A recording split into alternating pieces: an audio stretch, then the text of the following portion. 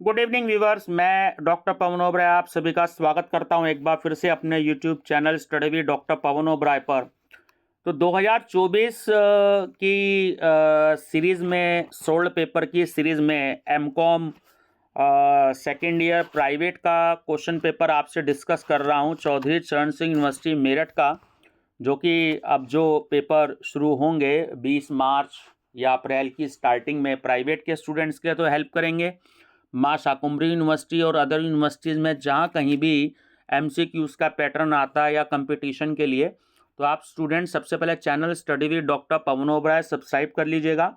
और उसके बाद आप जो है एमकॉम सोल्ड पेपर के नाम से मैंने प्लेलिस्ट बना रखी है। उसमें आपको बहुत सारे 2021, 2022, 2023 और 2024 के क्वेश्चन पेपर मिलेंगे, तो आप उसको देखिएगा, ठीक है। प्रीवियस ईयर क्वेश्चन पेपर आपको काफ़ी हेल्प होगी। ओरिजिनल बुकलेट मिली है मेरे को, कोड है आपका I-403, ये CCS यूनिवर्सिटी मेरठ के हिसाब से है। बुकलेट सीरीज़ है Q। और स्टूडेंट्स, मैं फिर से आपको ये चीज़ बता दूं कि क्वेश्चंस पूरे 100 वही के वही होते हैं। केवल बुकलेट सीरीज़ में क्वेश्चन का डिफरेंस होता है कि फर्स्ट क्वेश्चन दूसरी बुकलेट में 5th हो गया, तीसरी बुकलेट में 9th हो गया, चौथी बुकलेट में 15 हो गया, ठीक है। तो आंसर मैंने हिंदी इंग्लिश दोनों में लगाए हैं। डिक्टेट मैं हिंदी में कर रहा हूं और थोड़ा सा जल्दी जल्दी बता पाऊंगा स्टूडेंट्स। और दूसरा, ये आंसर CCS यूनिवर्सिटी मेरठ की आंसर की के अकॉर्डिंग है। अगर कोई आंसर गलत हो जाए तो उसके लिए माफ़ी चाहूँगा, क्योंकि CCS यूनिवर्सिटी की आंसर की के ही अकॉर्डिंग है, ठीक है व्यूवर्स। चलिए तो डिस्कस करते हैं। नंबर फर्स्ट क्वेश्चन है, बाजार भेदन या प्रवेशक मूल्य नीति के अंतर्गत प्रारंभिक स्तर पर एक नवीन उत्पाद का मूल्य रखा जाता है। तो आंसर है इसका कम, ठीक है। चलिए ऑप्शन नंबर बी, विज्ञापन माना जाता है, यानी कि जो एडवर्टीजमेंट में विनियोग करते हैं तो वो, ठीक है। डी जो है इसका आंसर है। हम कंपनी जो है वो इन्वेस्ट करती है, विनियोग करती है। नेक्स्ट है 3, उपभोक्ता क्रय निर्णय करते समय निम्नलिखित में से कौन सी अवस्थाओं से गुजरता है। तो देखिए, तीनों ही अवस्थाएं होती हैं कि समस्या को मान्यता देना, विकल्पों की पहचान करना और सी क्रय निर्णय, ठीक है। तो इसमें डी ऑप्शन बिल्कुल राइट ऑप्शन है आपका कि उपयुक्त सभी, ऑल ऑफ द अबव इसका राइट आंसर है। उपभोक्ता व्यवहार का आर्थिक मॉडल किसके द्वारा विकसित किया गया। तो ये किया गया मार्शल के द्वारा, ऑप्शन नंबर सी। 5th, दृढ़ ग्राहक निष्ठा सृजित करने के कार्य को कहते हैं, तो उसे हम संबद्ध विपणन कहते हैं, रिलेशनशिप मार्केटिंग। विपणन अवधारणा में संगठनात्मक लक्ष्य की प्राप्ति किसके द्वारा की जाती है, कस्टमर सेटिस्फैक्शन के द्वारा, जब ग्राहक की संतुष्टि हो जाती है। उत्पाद परिपक्वता में प्रवेश करता है जब, देखिए ये प्रोडक्ट लाइफ साइकिल से रिलेटेड आपका क्वेश्चन है, तो इसका सही आंसर है कि मैच्योरिटी, है ना, कि बिक्री बढ़ना बंद हो गई और मांग स्थिर हो गई, ऑप्शन नंबर सी। स्थितीकरण का परिणाम डैश का सफल निर्माण है, जो कि एक संज्ञेय कारण प्रदान करता है कि लक्षित बाजार को उत्पाद क्यों खरीदना चाहिए। तो बी इसका आंसर है कि एक ग्राहक केंद्रित मूल्य प्रस्ताव। 9th, निम्नलिखित में से किस खंडीकरण मानदंडों में उपभोक्ता के चयन संबंधी व्यवहार की पूर्वानुमेयता, यानी कि जो प्रिडिक्टेबिलिटी होती है, पूर्वानुमान होता है, वो सर्वाधिक होता है।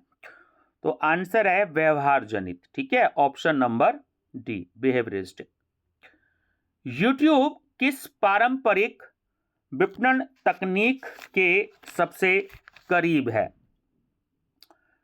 तो इसका सही आंसर जो सीएस यूनिवर्सिटी ने दिया है वो है टेलीविजन विज्ञापन, है ना, टेलीविजन एडवर्टाइजिंग। निम्नलिखित में से कौन विपणन मिश्रण के 4 पीस में से नहीं है? देखिए 4 पीस होते हैं, ये आप सबको पता होंगे, प्रोडक्ट, प्लेस, प्राइस और प्रमोशन। तो जो प्लानिंग है वो 4 पीस में नहीं आता, ठीक है, ध्यान रखेंगे। कौन सा कथन सही है? अब इसमें जो ऑप्शन नंबर सी है कि विपणन मिश्रण उपभोक्ता अभिमुखी होना चाहिए, marketing mix should be customer oriented, है ना, तो सी ऑप्शन जो है वो बिल्कुल करेक्ट है। भारतीय उपभोक्ताओं के क्रय व्यवहार की विशेषताएं हैं, तो वो तीनों ही हैं कि किस्म बनाम मूल्य, सौदेबाजी की प्रवृत्ति, ब्रांड चेतना, तीनों ही हैं, तो डी इसका राइट आंसर है, उपयुक्त सभी। एक उत्पाद का विशेष मॉडल, मार्का अथवा आकार जो एक कंपनी बेचती है उसको कहते हैं, तो उसको हम कहते हैं प्रोडक्ट आइटम, उत्पाद मद। एक ब्रांड जिसे वैधानिक संरक्षण प्राप्त है ना, वह कहलाता है, तो उसे हम कहते हैं ट्रेडमार्क, व्यापार चिन्ह ही कहते हैं, और हिंदी में भी हम उसे ट्रेडमार्क कहते हैं। उत्पाद में शामिल है, देखिए उत्पाद में वस्तुएं भी शामिल होती हैं और किसी भी प्रोडक्ट में वो सेवाएं भी शामिल होती हैं, goods and services both included होते हैं, तो सी इसका राइट ऑप्शन है, ए और बी दोनों। जब वस्तुएं अथवा सेवाएं उनके अंतिम उपभोक्ताओं द्वारा प्रयोग की जाती है तो उन्हें कहते हैं, तो उन्हें कंज्यूमर गुड्स कहते हैं, उपभोक्ता वस्तुएं। कार्यात्मक छूट में जो प्राय व्यापारियों को दी जाती है, अंतिम उपभोक्ता को प्राप्त नहीं होती, उसको कहते हैं, उसे हम कहते हैं व्यापारिक छूट, है ना, ट्रेड डिस्काउंट।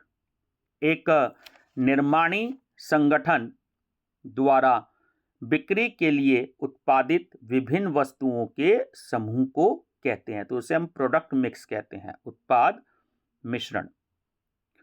एक अच्छे ब्रांड की विशेषता है, तो देखिए वो आकर्षक भी होना चाहिए, उसका नाम सूक्ष्म भी होना चाहिए, यानी कि शॉर्ट नेम होना चाहिए, और वो याद रखने वाला भी होना चाहिए, ठीक है, तो डी इसका राइट आंसर है कि उपयुक्त सभी। निम्नलिखित में से कौन सा मूल्य को प्रत्यक्षतः प्रभावित नहीं करता है? तो वो है विक्रयकर्ता के गुण। वितरण वाहिका एक महत्वपूर्ण तत्व है, वो है विपणन मिश्रण का, मार्केटिंग मिक्स का। पारिस्थितिक रूप से सुरक्षित उत्पादों का विपणन और भौतिक पर्यावरण के लिए लाभकारी गतिविधियों को बढ़ावा देने के रूप में जाना जाता है, तो उसे हम कहते हैं हरित विपणन, ग्रीन मार्केटिंग। संबद्ध विपणन की स्थिति दिन प्रतिदिन क्या हो रही है? वो बढ़ रही है। ग्रामीण विपणन का अर्थ है, तो इसका अर्थ है ऑप्शन नंबर डी कि ग्रामीण और शहरी के बीच आदान प्रदान।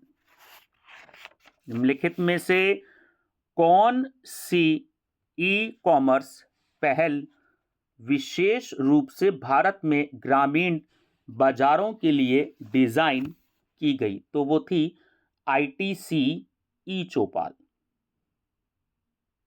यह विभाग कृषि विपणन नीतियों और कार्यक्रमों को लागू करने के लिए स्थापित किया गया था, तो ऑप्शन सी करेक्ट है कि विपणन और निरीक्षण निदेशालय। निम्नलिखित में से कौन से घटक ग्रामीण विपणन के 4 E's का हिस्सा है? तो वो है आपका option number B, affordability, availability, acceptability और आपका अवेयरनेस, तो बी इसका राइट आंसर है। CRM, है ना। इसका देखिए पूरा नाम भी पूछा गया था एक क्वेश्चन पेपर में, क्या होता है, तो ये होता है कस्टमर रिलेशनशिप मैनेजमेंट। और इसी के संदर्भ में SFA का पूरा नाम पूछा जा रहा है, तो वो होता है सेल्स फोर्स ऑटोमेशन। ठीक है, सेल्स फोर्स ऑटोमेशन, तो नाम याद रखिएगा। CRM के मामले में RFM मॉडल में RF का अर्थ है, यानी कि फुल नेम पूछ रहा है आपसे, तो वो है रिसेंसी फ्रीक्वेंसी। वह मूल्य जो ग्राहक के मुंह से सकारात्मक शब्द से प्राप्त किया जाता है, जिसके माध्यम से अतिरिक्त ग्राहक को प्राप्त किया जा सकता है, वह कहलाता है, तो कहलाता है ग्राहक रेफरल मूल्य। डिजिटल मार्केटिंग में संक्षिप्त रूप में CTR का क्या अर्थ है, तो इसका फुल नेम आपसे पूछ रहा है, तो वह है option number C, click through rate. Global warming से प्रभावित होने वाला शहर है, तो न्यूयॉर्क और मुंबई और टोक्यो, तीनों ही हैं, तो डी राइट आंसर है उपयुक्त सभी। दो मित्र व्हाट्सएप पर छुट्टी की योजना पर चर्चा कर रहे हैं। तुरंत व्हाट्सएप पर उबर वाहन बुक करने और व्यय का आकलन प्रदान करने के लिए सामने दिखता है, तो इसे कहा जाता है संदर्भगत डिजिटल विपणन, कॉन्टेक्चुअल डिजिटल मार्केटिंग। ठीक है, चलिए ऑप्शन नंबर बी करेक्ट है। नेक्स्ट है, डैश की कीमत पर B2B में टेली मार्केटिंग का उपयोग बढ़ा है, तो वो है पर्सनल सेलिंग, व्यक्तिक विक्रय। हरित विपणन का डैश के साथ गहरा संबंध है, तो तीनों के साथ है, वो पारिस्थितिक विपणन के साथ भी हो सकता है, पर्यावरण विपणन के साथ भी हो सकता है और प्राकृतिक विपणन के साथ भी हो सकता है, तो डी इसका राइट आंसर है ना, उपयुक्त सभी। डिजिटल मार्केटिंग चैनलों में PPC विज्ञापन का फुल फॉर्म है ना, यानी कि पूरा नाम क्या है, तो वह है पे पर क्लिक, ऑप्शन नंबर बी, पे पर क्लिक। डिजिटल विपणन में SEO का क्या अर्थ है। ठीक है, डिजिटल मार्केटिंग से रिलेटेड देखिए कई क्वेश्चन पूछ लिए हैं, तो इसका पूरा नाम है digital engine optimisation. Digital engine optimisation, ये पहले नहीं पूछे गए हैं स्टूडेंट्स, ये क्वेश्चन डिजिटल मार्केटिंग से रिलेटेड या सोशल मीडिया से रिलेटेड ये फर्स्ट टाइम क्वेश्चन पूछे गए हैं, काफी नए क्वेश्चन है उस क्वेश्चन पेपर में। निम्नलिखित में से कौन सा सोशल मीडिया का प्लेटफॉर्म नहीं है, तो वो है गूगल। सोशल मीडिया मार्केटिंग बेहतर बनाने में मदद करती है, देखिए ये ब्रांड के प्रति जागरूकता को और उत्पाद दृश्यता को दोनों को करती है, तो सी इसका राइट आंसर है, ए और बी दोनों। हरित विपणन देन है किसकी, ऑप्शन नंबर सी, पर्यावरण विदों की, ऑप्शन नंबर सी। परंपरागत रूप से विपणन को इस प्रकार देखा गया है, यानी कि साधारण विनिमय के रूप में, सिंपल एक्सचेंज। डैश ग्राहकों से संबंधित नैतिक मुद्दों में शामिल है, तो उत्पाद की गुणवत्ता भी शामिल हो सकती है, सुरक्षा भी, और उत्पाद की कीमत भी शामिल हो सकती है, तो डी इसका राइट ऑप्शन है। ठीक है, उपयुक्त सभी। निम्नलिखित में से बेजोड़ का चयन कीजिए। ठीक है, अब आपसे इसका मतलब पूछ रहा है, बेजोड़ मतलब यानी कि मिलता जुलता जो नहीं है। देखिए कूपन मिलता है तो हमें कुछ डिस्काउंट भी मिल जाता है, कुछ ऑफर्स भी मिल जाते हैं, तो ये तो लगभग एक जैसे हैं।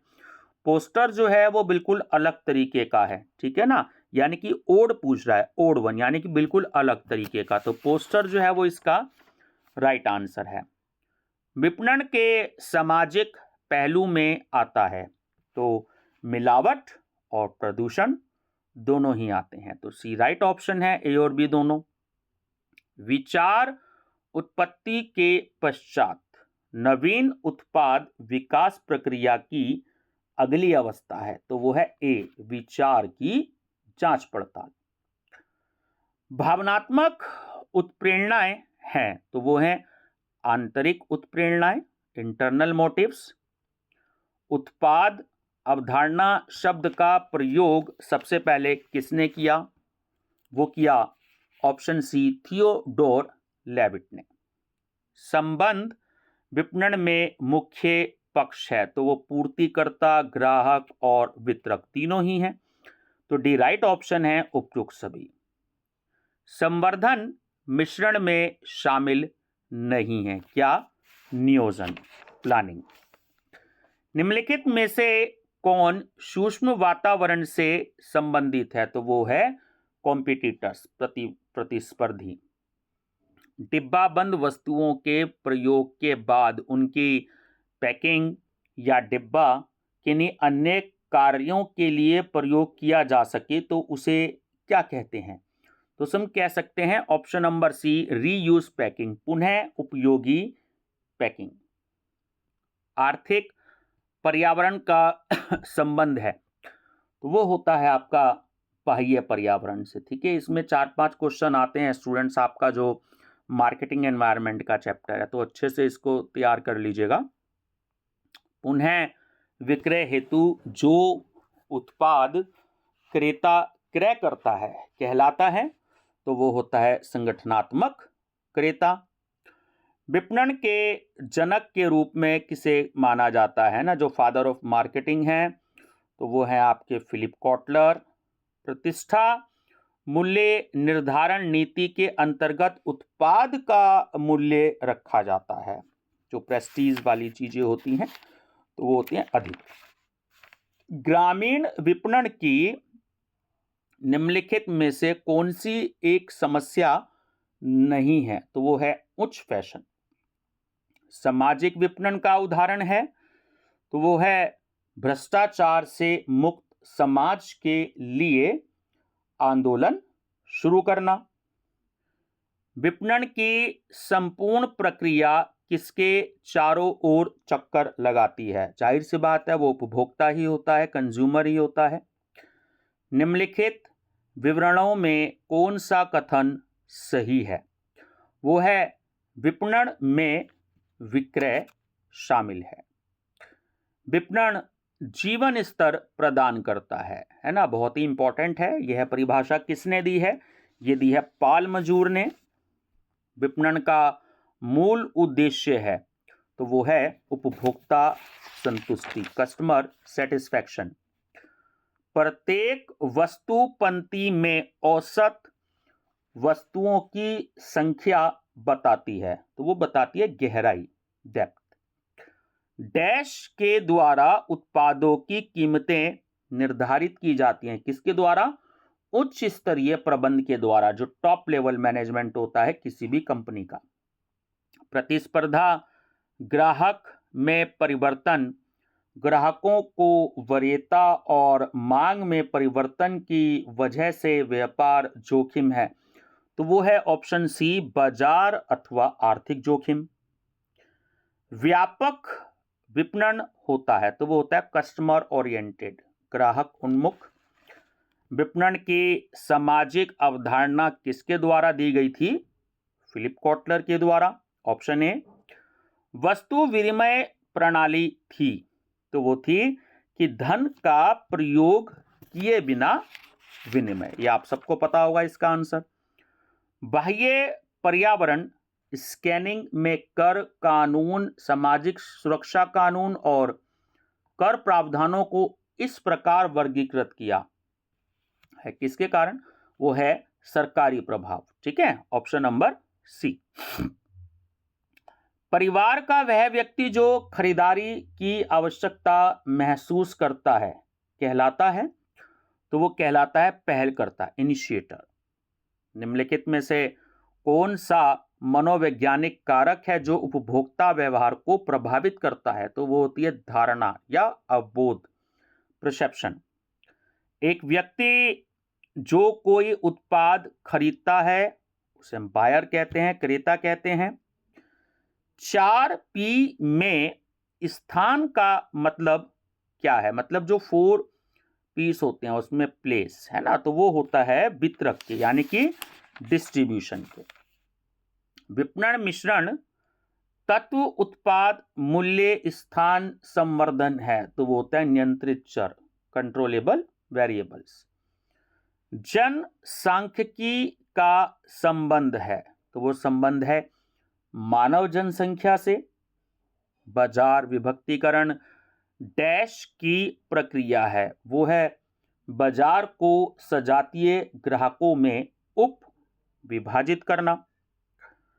मलाई उतारने वाली कीमत है स्किमिंग क्रीम प्राइसेस, तो वो ध्यान रखिएगा हमेशा उसमें प्राइसेस को हाई रखा जाता है, उसकी कीमतें हमेशा अधिक रखी जाती हैं। प्लास्टिक मुद्रा कौन सी है? जो एटीएम कार्ड होता है वो प्लास्टिक मुद्रा होती है। कौन सा उत्पाद जीवन चक्र का चरण नहीं है? देखिए 6 होते हैं, introduction, growth, maturity, saturation, decline और ऑब्सोलेंस, जिसमें बिक्री या जो सेल्स है वो इसका चरण नहीं है। ठीक है, ध्यान रखिएगा।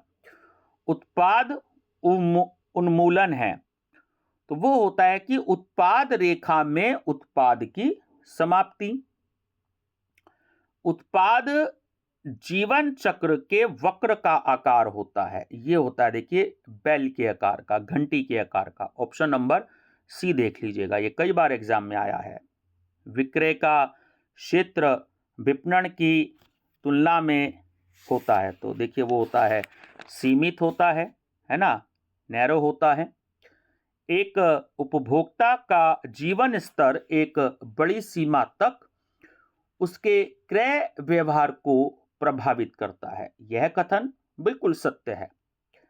एक शर्ट का मूल्य 1000 के स्थान पर 999 रुपये तय करना किस नीति का परिचायक है? तो जाहिर सी बात है साइकोलॉजिकल ही होता है ये, कि पूरे 1000 रुपये नहीं है ना, तो मनोवैज्ञानिक मूल्य निर्धारण नीति।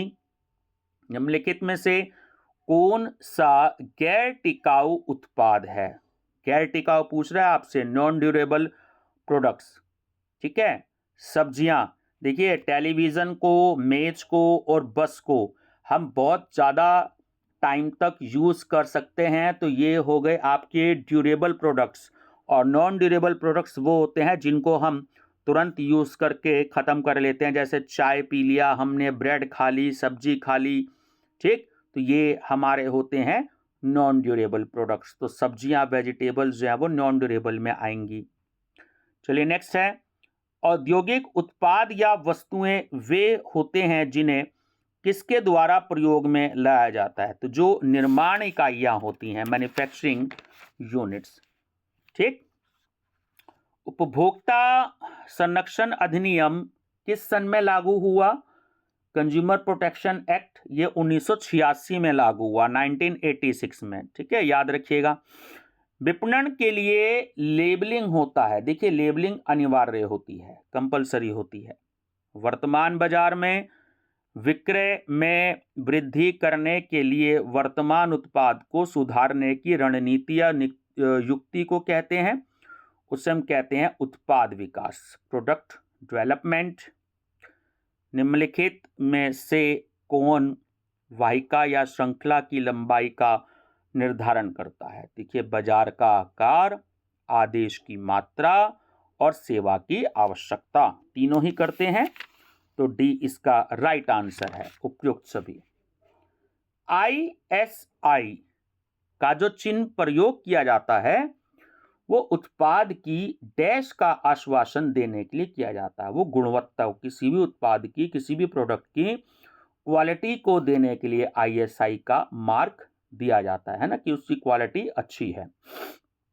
एक विपणन योजना नहीं होनी चाहिए, देखिए ना तो वो जटिल होनी चाहिए और ना ही वो लंबी होनी चाहिए, तो डी ऑप्शन करेक्ट है, पी और सी दोनों।